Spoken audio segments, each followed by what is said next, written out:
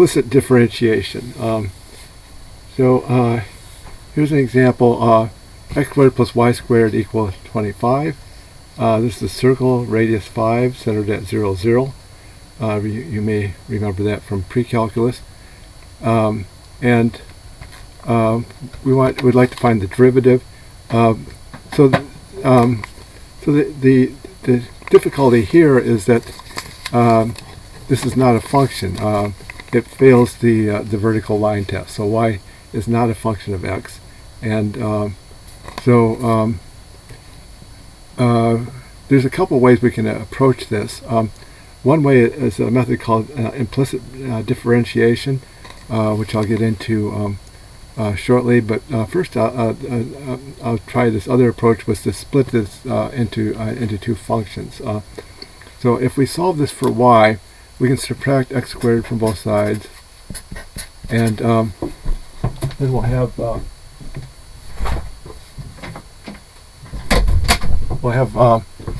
y squared is equal to equal 25 minus x squared. And so then we can take the square root, but most numbers have two square roots, so they'll split it into two functions. We can take the positive square root, y equals positive square root of minus 25 minus x squared, or y is equal to the negative square root of 25 minus x squared. So that's two different functions. The first one is the upper semicircle, and the second formula, it would be the lower semicircle. And because when you have only one formula for y, that's the one indication that's the function. Also, if we look at the graph, look at just the upper semicircle, that passes the vertical line test. Only a vertical line only touches in one spot. And likewise, if we look only at the lower semicircle, that's also a function. So we can split into two different functions and take the derivative of each of the pieces separately. So the upper semicircle, do that first. So dy dx, derivative with respect to x of, and we could write this as with an exponent, 25 minus x squared to the 1/2 power, and use the power rule. Actually, this is a composite function. The outside function is we use the power rule. We have something to the 1/2 power, and then times it by the derivative of the inside. So this is going to be 1/2 times 25 minus x squared to negative 1/2 power, and then times the derivative of the inside. Well, the derivative of the inside is minus 2x. And then we can cancel the 2's, and the 2 will cancel. This exponent we can negative exponent we can write it as on the denominator as a positive exponent. So we'll have minus x over 25 minus x squared to the positive 1/2 power, and that's minus x over, write that with the square root of 25 minus x squared, and square root of 25 minus x squared, well, that's the upper semicircle. That's just equal to y. So we'll have this is equal to minus x over y. Or we can put the minus sign out in front, minus x over y. Okay, negative divided by positive is negative. So that's the slope on the upper semicircle, and then we can do repeat the process for the lower semicircle. So for the lower semicircle, we'll have dy dx derivative with respect to x of negative 25 minus x squared to a half power. And use the power rule again. The half comes out in front. So this will be negative 1/2 25 minus x squared to negative 1/2 power, and then times the derivative of the inside, which would be minus 2x. And again, we can cancel the 2's. I'll keep the minus sign here. Negative exponent we can write in the denominator with the positive exponent. So this is going to be minus x over minus 25 minus x squared to the positive 1/2 power. And we can write that as minus x over minus square root 25 minus x squared. Well, the denominator is just y. So for the lower semicircle, y is equal to a negative square root of 25 minus x squared. So that's denominator there is just y. So this is minus x over y, and negative divided by positive is negative, so we can put the minus sign in front, minus x over y. So in either case, for the upper semicircle and also for the lower semicircle, the derivative is minus x over y. Okay, so another approach, which is sometimes easier, is called implicit differentiation. We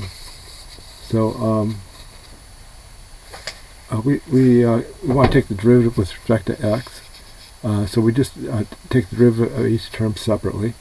So we want the derivative with respect to x of x squared plus the derivative with respect to x of y squared equals the derivative with respect to x of 25. So the first term is just going to be 2x.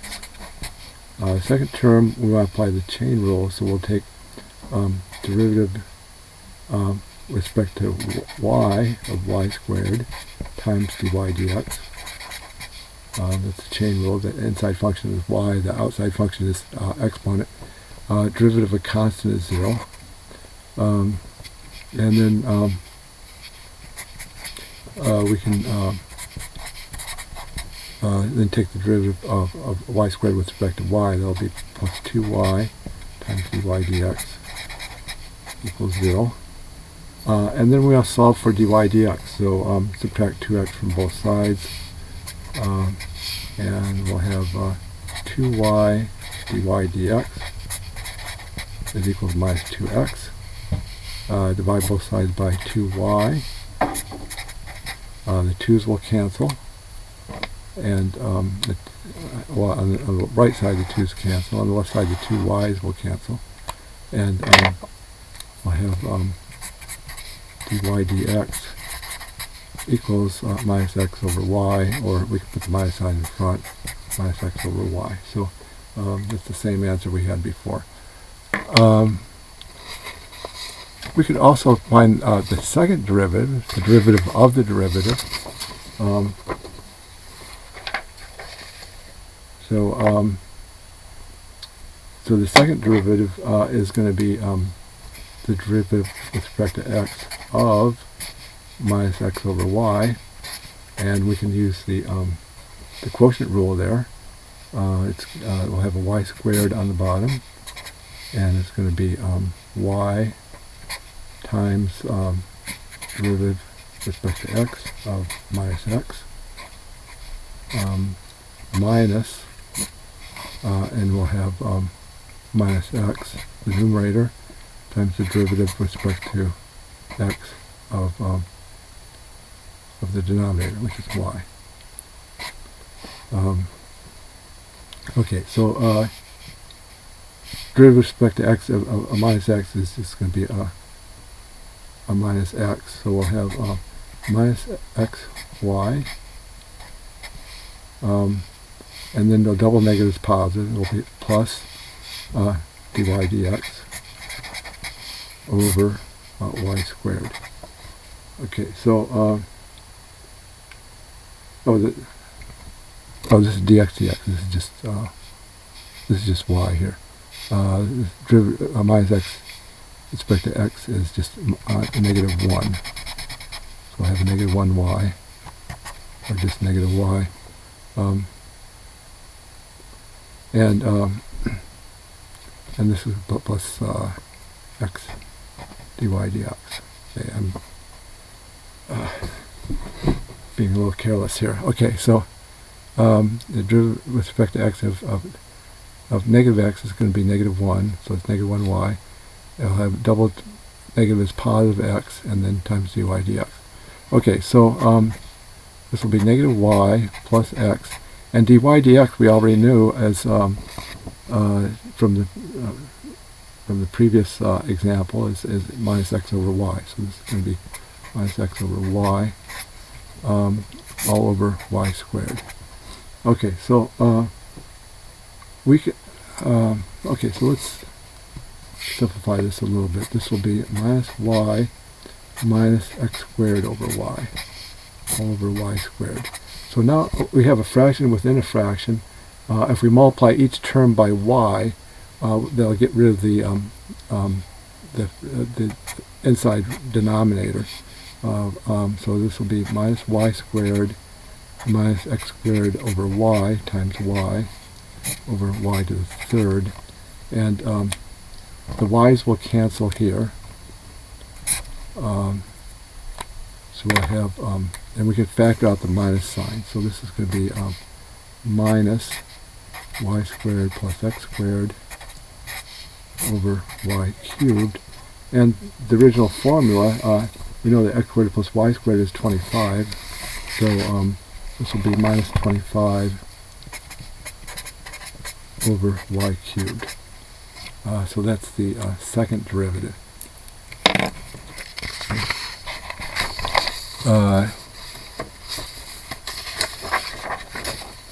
Okay, so okay, let's find the equation of the tangent line through the point 3, 4. So if we look at our original graph that I had here, 3, 4, the point there is 3 to the right up 4, so maybe something about right there, the point 3, 4. And so the tangent line is the line that goes through that point and just touches, just barely touches the circle, just touches the circle at that point. So the tangent line there appears to have negative slope at that point. And let's see if we can compute that slope.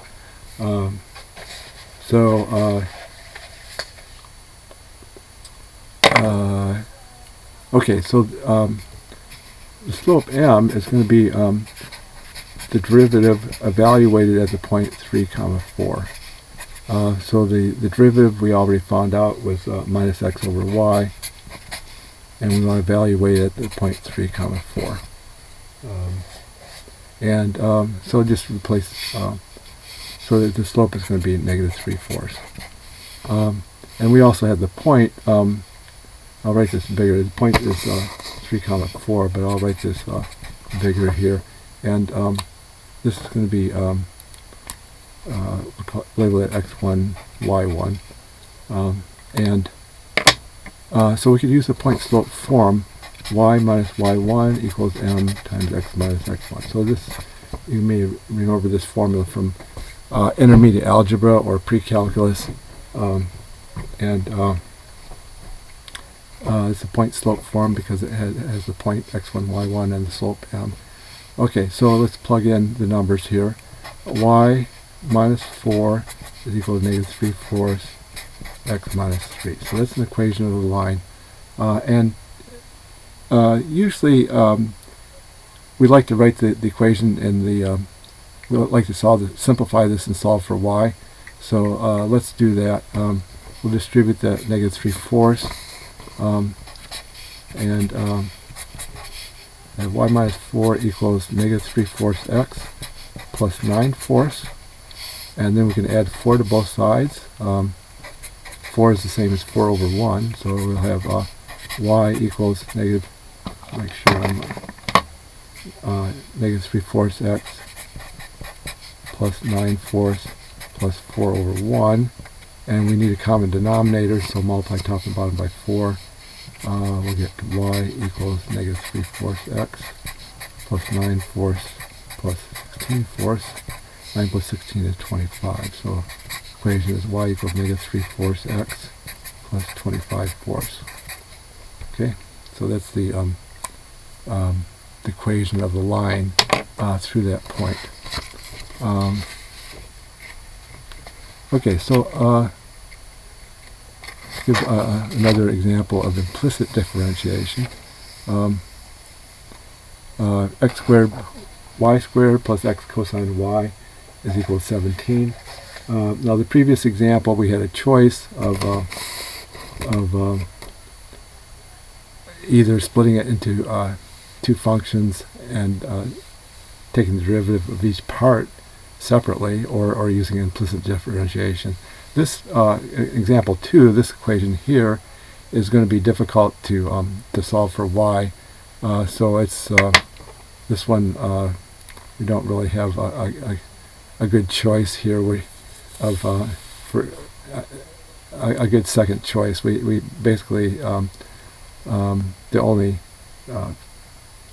practical way of solving this is going to be finding the derivative is implicit differentiation. Okay, so we can start out with the product rule here. We have product x squared times y squared. So the f prime of that, we don't want to write that. Okay, so take the derivative of the first term, so it's going to be x squared times a derivative with respect to x of y squared plus y squared times the derivative with respect to x of x squared. And I'm not going to be able to fit this on one line. We have another product here. It's going to be, we'll have plus x derivative with respect to x of cosine y plus cosine y times the derivative with respect to x of x is equal to derivative with respect to x of 17. Okay, so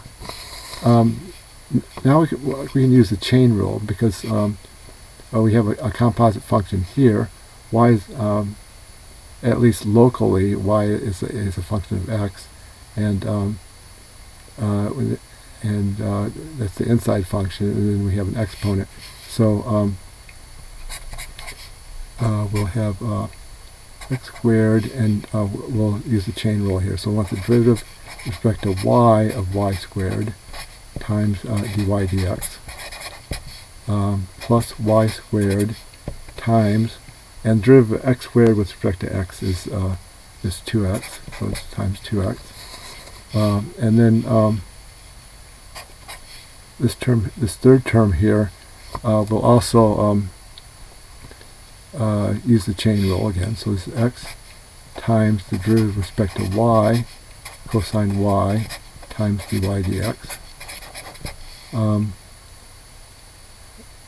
And then this term here, dx is just 1, so it would be plus cosine y equals the derivative of a constant is 0. Okay, so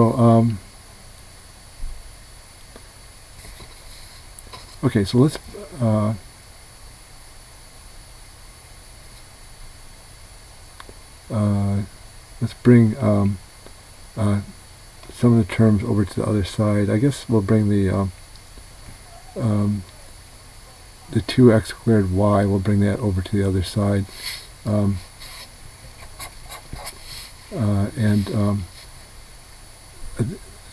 We have, actually we're not done yet. We have to, we're not done yet. Okay, so we're not ready for that yet. Okay, so we want the derivative of y squared with respect to y is 2y. So we'll have x squared times 2y times dy dx plus, this is 2xy squared. Derivative with respect to y of cosine y is minus sine y. So this will be, I'll have plus x times minus sine y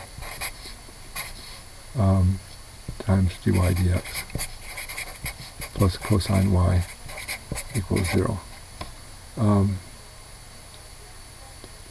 Okay, so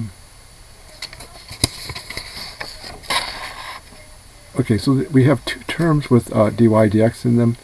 I'm going to move those terms to the other side. And then we have two terms without the dy dx. I'll keep them on the left side. So we'll have 2xy squared plus cosine y equals, and if I move the dy dx terms over to the other side of the equal sign, I'll get 2x squared y. Actually, I'll move this one over. I'll have x sine y dy dx. When I move it over, change the sign, and then minus 2x squared y dy dx. Okay, so so if we factor out the dy dx, that will give us 2xy squared plus cosine y equals x sine y minus 2x squared y dy dx.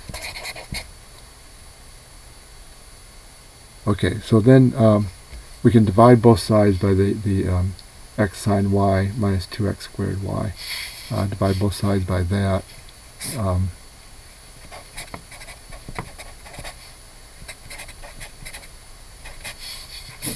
And